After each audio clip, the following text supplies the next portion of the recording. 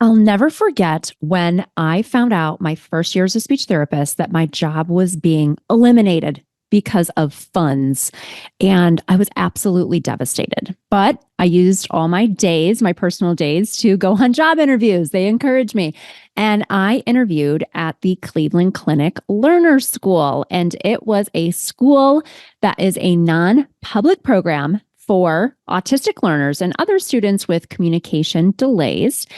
And I fell in love with everything about it, helping students who are traditionally hard to help, using evidence-based practice to help students who either were 5, 8, 18, and had no way to communicate with the world, helping them say their first word on their communication journey just lit me up. So much so that this is my whole entire passion and vision for life, is to help all autistic learners find a way to communicate with the world. So today on our summer series, I am breaking down my 5 top tips and strategies for working in a non-public program or working in an ABA center. I hope that you love these mini solo shows. Let me know by leaving a review on Apple Podcasts. That always means so much to me. And without further ado, let's get into these tips. You're listening to Autism Outreach Podcast, a podcast full of ready-to-use strategies to help those with autism strengthen their communication skills. Here's your host, Rose Griffin of ABA Speech, a speech therapist and board-certified behavior analyst who shares tips you can use in your next therapy session. Welcome to our summer series. Today, we are talking all about what I would tell myself my first year working in an ABA setting. Working in an ABA setting is a very different experience versus being in a school-based position, which one of our last episodes was about. And so I want to kind of dig on in these summer episode series, our solo shows, questions I get asked all the time. And I want to share some bite-sized nuggets and gems of wisdom, my 20 plus years working in the field. So I've worked in an ABA setting or non-public setting, any type of non-public school in some capacity for most of my career. I worked at the learner school. I worked in a public school program that was just for autistic learners that used ABA as the premise for our curriculum. And I've also worked as a BCBA in that setting as well. So I want to share with you today my top 5 tips for navigating any type of non-public program.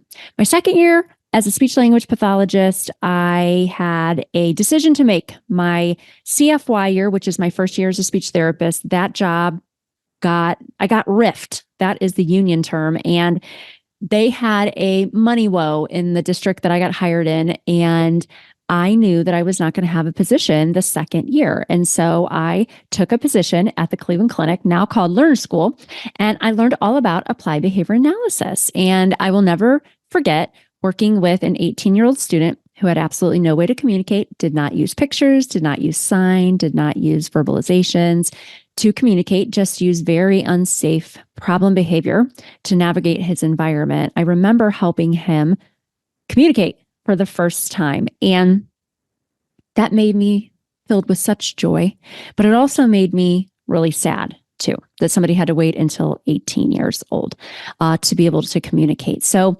I really loved working in this type of setting and did for most of my career in some capacity, either as a speech therapist or as a BCBA, until I started ABA speech about 7 years ago. The one thing to know about working in a non-public program is that the setting is very different. And when I worked in the non-public programs that I worked in, it was a very intense experience because usually the students that I was helping to support, their communication, their behavior, their adaptive skills, they had unsafe problem behavior. That was a barrier to them accessing a public school setting. And so this non-public program was their least restrictive environment. And so I remember helping students who engaged in behavior where we had to have robust behavior plans, we had to have crisis intervention training. And so my top tip for you is just to know that you may be working with students who have traditionally been hard to help or traditionally have been hard to reach. And so I used to say my students were not running and skipping to therapy at first. Now, once I built a rapport with my students, they really did enjoy therapy and I enjoyed providing the therapy. But the first thing to know, our first tip today, is that it is a very different setting and it can be an intense setting because you may be working with students who have challenging, severe behavior, is sometimes how it's described. And so they're not able, or it's not appropriate at the time for them to attend a public school.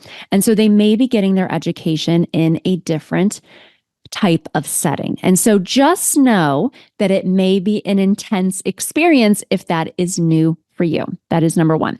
Okay. Tip number two, safety first.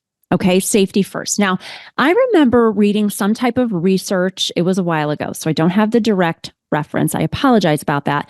But that said that, oh, actually, you know what? It was at the Ohio ABA conference a really long time ago. Somebody did a talk, an employer did a talk, and they did a survey of their staff. And they said, you know what? The staff that works with students who have very challenging behavior have actually reported that they are happier at work versus other members of the team who may be working with kids who don't have that severe of behavior. And I thought that was interesting. And she did say that their training is really robust and they meet weekly, almost a couple times a week, to discuss behavior plans, to discuss how the students are doing.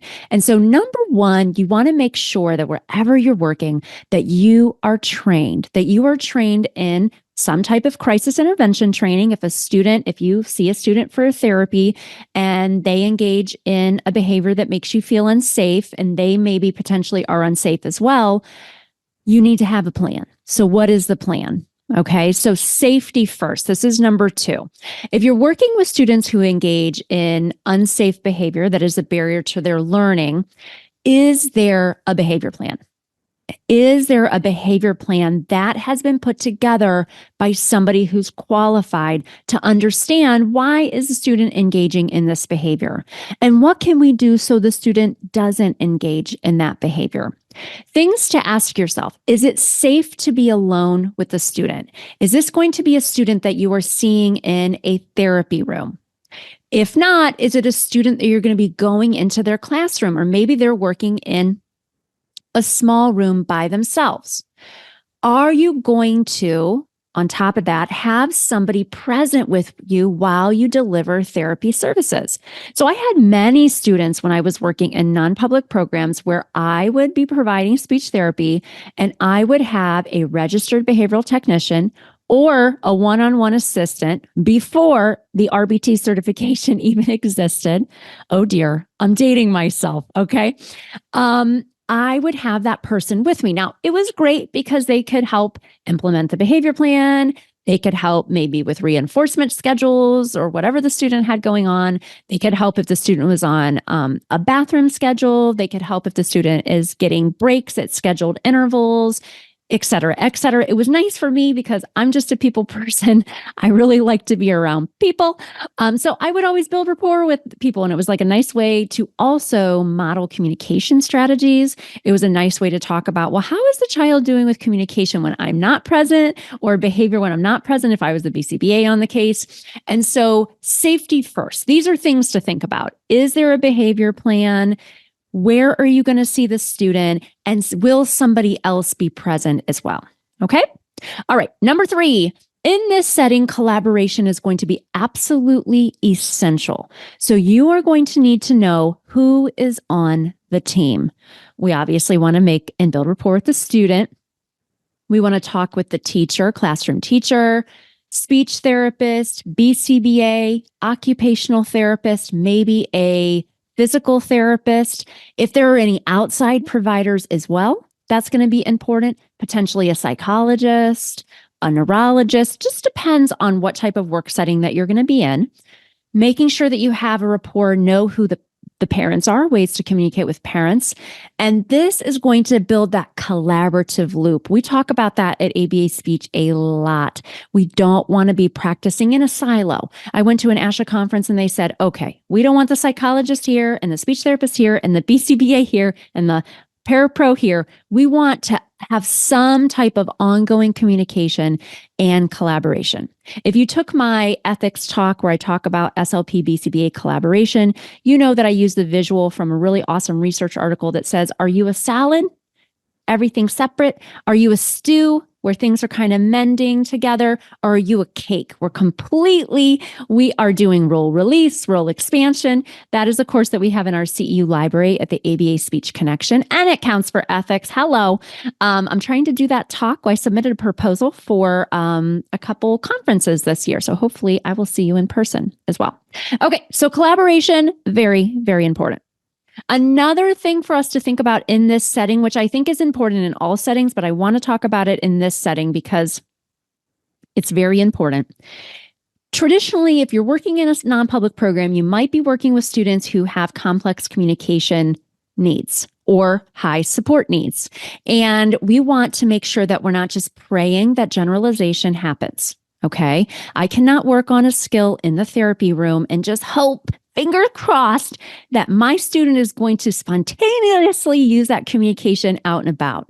I hate to break it to you, it probably won't happen, especially if the way we're teaching it is regimented at the table, which is fine. For some school age learners, that's a great way to learn some skills. We need to make sure that we're planning for generalization. There is research that says if our therapeutic environment matches the naturalistic environment, we are going to have a better chance for the generalization of language skills. Okay? Very, very important to think about. I've been talking about that a lot more. I'm going to have a training coming out about more naturalistic interventions for autistic learners and anybody who's not yet speaking. So we need to plan for generalization. So what is that? What do you mean, Rose? What are you even talking about? So that might mean as a speech language pathologist, I have goals. I'm working on the goals. I also am going to share with my one-on-one staff member, BCBA teacher, whatever it is, parent, what the goals are, what the exact target is. Let's just say really simplistic, we're working on labeling apple. And then we're working on that in speech therapy. The student meets criterion with the goal as it's been set. Okay, now I talk to the one-on-one staff member and say, you know what? We mastered apple. It's met criterion in therapy. Can we generalize that? Now, sometimes some students may actually have an objective that they have to master it with a speech therapist, and then they have to master it with one or two other people. And that can be a way that we plan for generalization. It can be something as structured as it's on the IEP, or it can be something that is just a data point on a graph.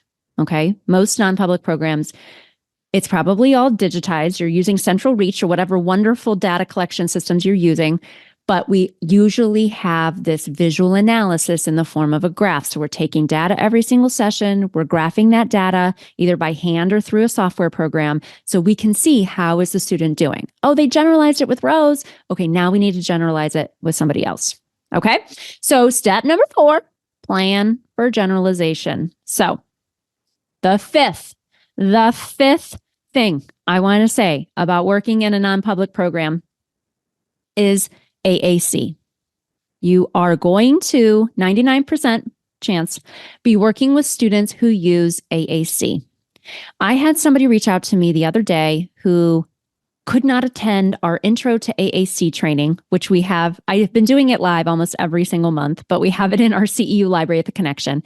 And she said, I am so scared about working with AAC because I don't even know where to start. I don't even know where to start. And let me tell you, I felt the same exact way.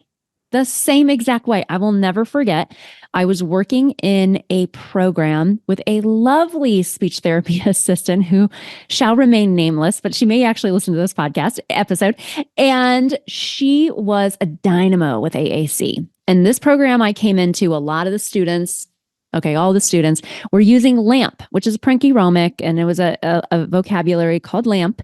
And I was so scared by LAMP. I had no clue what was going on with the motor plan. I was having a really hard time getting into the devices. I was a new position. I had moved from downtown to a suburb. I was going through a lot of transitions in my life, and I just could not process the LAMP vocabulary. Now I love it. Okay. I love LAMP. I think it's amazing. I've seen kids really flourish with it. But back in the day, I was scared. I was scared. LAMP scared me. And my speech therapy assistant was supportive and helpful. And I asked her questions and she really kind of guided me. Now, not everybody is going to get to work with another professional in their same office. I really love that. I love to have somebody to talk with and sometimes vent with and learn with and all those things. But don't let AAC scare you. Okay. Don't let AAC scare you. There are a lot of places that you can take trainings. If you want to know more about AAC, we have a really wonderful course that literally thousands of people have already taken in the past 3 months called Intro to AAC. It is part of our CEU library of self-paced courses in the ABA Speech Connection membership. And people have found it to be extremely, extremely helpful. So make sure that you also know that it's a marathon, not a sprint. There's always going to be our tried and true, hopefully, softwares that we know, Prolo, Quote2Go, LAMP, GoTalk, Dynavox, et cetera, et cetera. But there are going to be things that kind of come in and go. There's always something new going on with AAC. There are always things to learn. And so don't let that scare you. Don't do what I did. I was nervous about getting into that device. I was overwhelmed and I was scared about the LAMP vocabulary. I was. But once I got in there and once I started seeing my students really flourish with it, I was like, oh my God, that's Rose, what were you thinking? So don't meme me. That's why I'm doing these episodes. I want you to learn from all my mistakes. Okay. So breaking down today, my first year working in an ABA setting, what do I wish I would have known? I would have wished I would have known that it is intense. It is amazing. You are going to literally be changing people's lives and transforming them on their communication journey, transforming their communication. I believe in a world where all autistic learners have a way to communicate with the world. I know that you believe that too, because you wouldn't be listening if you didn't. Number 2, safety first. Does the student have a behavior plan? Where are you going to see the student? Is somebody going to be with you when you provide therapy? Collaborate, collaborate, collaborate. If a speech therapist says something mean to you, if a BCBA says something mean to you, tell me in the connection. If you're not in the membership yet, send me a DM on the Instagram. Okay. We'll include my Instagram on this show notes. I get questions every single week about verbal limitation, Gestalt language processing. You name it, I get questions. I am here to support you because we shouldn't be talking to each other in ways that are not kind and friendly. Plan for generalization. Don't hope it happens. We got a plan. And number 5, don't let AAC overwhelm you. You can do this. You are here to do great things, to help you support your students or your own child. I had a great time on this episode. I am going to zip the lip. I could keep going and going, but these are supposed to be short episodes this summer. Quick little nuggets of information. So I'm going to stop here. If you like this podcast, if you think that the Autism Outreach podcast is helpful, don't keep it a secret. Share it with a friend, tell your neighbor, share it with a colleague, and leave me a review over on Apple Podcasts. That means the world to me. Remember to keep things fun and functional, and I'll see you next time. Thanks for listening to Autism Outreach. If you enjoyed the show today, make sure to subscribe so you don't miss an episode full of actionable strategies you can use in your therapy room. Write a review too. That would mean so much to me. I always love hearing from you. Have a specific topic that you want included on a future show? Reach out over on Instagram, ABA Speech by Rose, or visit me at www.abaspeech.org.